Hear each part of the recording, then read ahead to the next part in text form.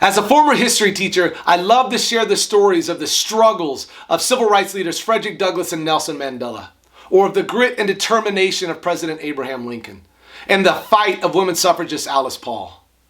I love these stories because these individuals face insurmountable odds that were out of their control.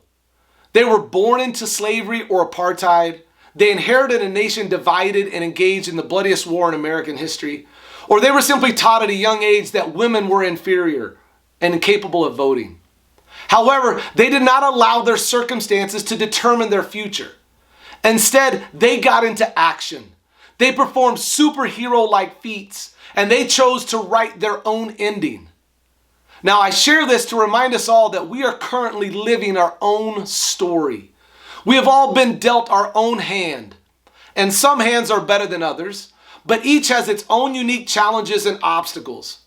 But the key point to understand is that we have a choice in how we play that hand. We have a choice in how our story ends. You can simply sit back and play the fool and live a life of regret, or you can choose to be the superhero, get into action, remove all excuses, and find a way to win. Now, many of us have faced a lot of hurt and anguish in the past. And some stories, I can't even comprehend how something so awful could happen.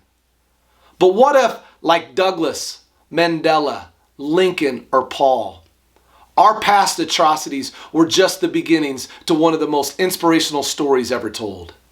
But the choice is up to us. So this week, I challenge you all that if you want to live a life without regret, if you want to leave behind a story worth telling, then stop giving excuses. Stop waiting for someone else to come in and save the day, and instead get into action. I want you to define what your superhero self looks like and then live that life every day. And you might just find you end up writing the greatest ending ever.